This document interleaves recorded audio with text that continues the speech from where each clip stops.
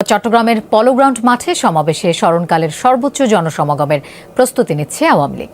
আজ মহানগর আওয়ামী লীগের বর্ধিত সভায় দিক নির্দেশনা দেন শীর্ষ নেতারা।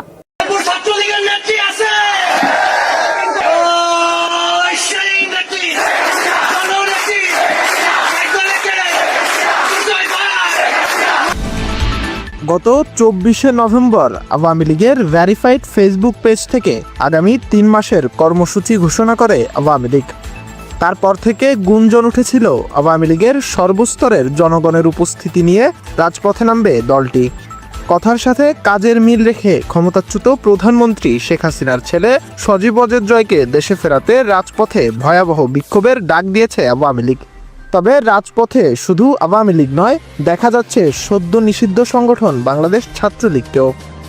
অন্যদিকে জাতিসংঘ জানিয়েছে সাবেক প্রধানমন্ত্রী শেখ হাসিনার পদত্যাগের দালিলিক প্রমাণ না দেখাতে পারলে নির্বাচনের মাধ্যমে ক্ষমতা পুনরুদ্ধার করা হবে।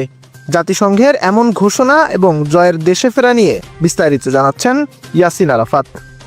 বৈষম্য বিরোধী ছাত্র আন্দোলন থেকে সরকার পতনে রূপ নেওয়া এক দফা দাবিতে ক্ষমতাচ্যুত হয়ে দেশ ছাড়েন সাবেক প্রধানমন্ত্রী শেখ হাসিনা। শেখ হাসিনা দেশ ত্যাগের পর প্রায় 4 মাস পর সজীব ওয়াজেদ জয়কে দেশে ফেরাতে রাজপথে নেমেছে বাংলাদেশ আওয়ামী লীগ। অন্যদিকে জাতিসংঘ জানিয়েছে শেখ হাসিনার পদত্যাগপত্র হস্তান্তর করতে না পারলে ক্ষমতা পুনরুদ্ধার করবে ন্যাশনাল পলিটিক্স।